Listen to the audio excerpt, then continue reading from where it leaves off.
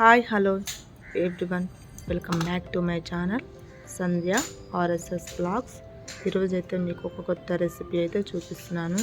టయానికి మన ఇంట్లో కర్రీస్ కానీ పచ్చడి కానీ ఏమైనా లేకపోతే ఈ రెసిపీ మీకు బాగా యూజ్ అవుతుంది. చూసేయండి ప్రాసెస్ అయితే. ఫస్ట్ అయితే ఒక పెద్ద సైజులో 4 ఆనియన్స్ అయితే తీసుకున్నానండి. ఆనియన్స్ చూస్తున్నారు కదా, ఇలా అయితే కట్ చేసుకోవాలి పొడవుగా స్లైస్లో. నెక్స్ట్ అలాగే 2 టమాటాస్ కూడా తీసుకొని ఆ టమాటాలు కూడా ఇలా అయితే కట్ చేసుకోవాలి, అవి కూడా పొడవుగానే. నెక్స్ట్ వచ్చేసి ఒక వెల్లిపాయ కూడా తీసుకోవాలండి. అలాగే ఇందులోకి కొంచెం చింతపండు కూడా తీసుకోవాలి, బాగుంటుంది టేస్ట్ అయితే. నెక్స్ట్ ప్రాసెస్లోకి వెళ్ళిపోదామా. అలాగే ప్యాన్ పెట్టేసుకొని బాగా హీట్ అయిపోయినాక 2 టేబుల్ స్పూన్ ఆయిల్ అయితే వేసుకోవాలి.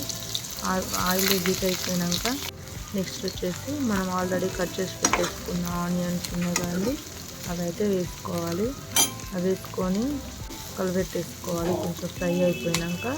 అలాగే మనం కట్ చేసి పెట్టేసుకున్న టమాటాలు కూడా ఉన్నాయి కదా, అవి కూడా వేసుకోవాలి. వేసుకొని మళ్ళీ ఒకసారి కలిపెట్టేసుకోవాలి. నెక్స్ట్ వచ్చేసి ఇవి ఫ్రై అవ్వడానికి మనకి టేస్ట్ సరిపడా కొంచెం అయితే సాల్ట్ కూడా వేసుకోవాలి. సాల్ట్ వేసినాక మళ్ళీ ఒకసారి కలబెట్టేసుకోవాలి. కొంచెం అయితే కుక్ కావాలండి, బాగా ఫ్రై అయిపోవాలి. చూస్తారు కదా, ఆల్మోస్ట్ అయితే ఫ్రై అయిపోవడానికి వచ్చింది. ఇలా ఫ్రై అయిపోతున్న ప్రాసెస్లోనే మనం చింతపండు కొంచెం అయితే వేసేయాలి. చింతపండు వేసినాక మళ్ళీ ఒక 5 మినిట్స్ అయితే ఫ్రై చేసేసుకోవాలి. చూసుకోగా ఫ్రెండ్స్, ఫ్రై అయిపోయినాయి. ఈ ఫ్రై అయిపోతున్న ప్రాసెస్లోనే మన నెక్స్ట్ ప్రాసెస్ కూడా చూసేద్దామా.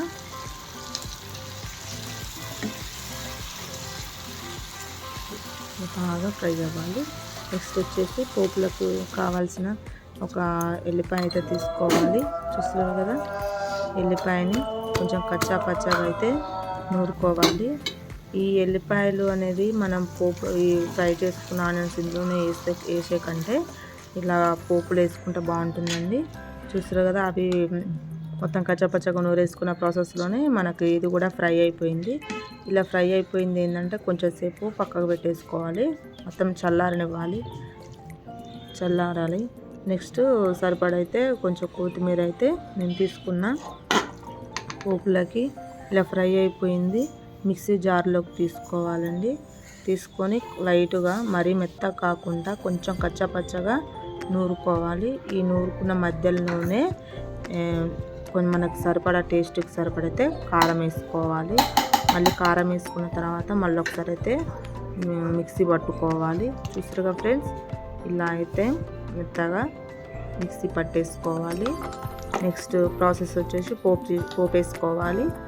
అదే మనం ఇందాక ఆనియన్స్ టమాటా ఫ్రై చేసిన ప్యాన్లోనే 2 టేబుల్ స్పూన్ మళ్ళీ ఆయిల్ అయితే వేసుకొని ఆయిల్ బాగా హీట్ ఎక్కాలి.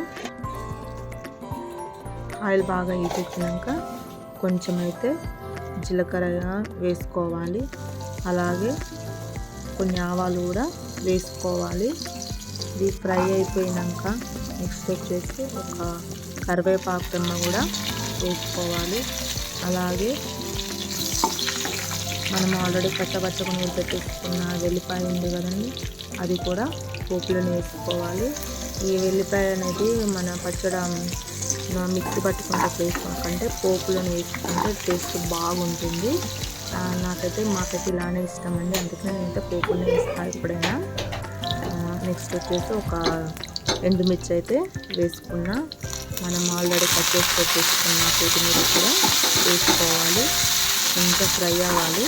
ఫ్రై అయిపోయినాక ఇందులోకి పోపులో ఇంగువ వేస్తే టేస్ట్ బాగుంటుందండి. ఏ పచ్చళ్ళైనా కానీ సూపర్గా ఉంటుంది. నేనైతే కొంచెం ఇంగువ వేసుకున్న. లాస్ట్లో వచ్చేసి కొంచెం అయితే పసుపు అయితే వేసాను. అవి కూడా ఫ్రై అయిపోయినాక చూస్తారు కదండి, మన మిక్సీ పట్టేసుకున్న పచ్చడి అయితే ఇందులో వేసేసుకున్న. ఒక 5 మినిట్స్ అయితే ఫ్రై చేసుకోవాలి. ఇలా ఫ్రై చేసుకున్న సూపర్గా ఉంటుంది. మనకు టయానికి ఇంట్లో ఏం లేనప్పుడు వేడి వేడి అన్నంలో ఈ పచ్చడి వేసుకొని తినండి. సూపర్ అంటే సూపర్ టేస్ట్గా ఉంటుంది. ఈ వీడియో కనుక మీకు నచ్చితే లైక్ చేయండి, షేర్ చేయండి, కామెంట్ చేయండి. మరిన్ని వీడియోస్ కోసం నా ఛానల్ని సబ్స్క్రైబ్ చేసుకోండి. Thanks for watching.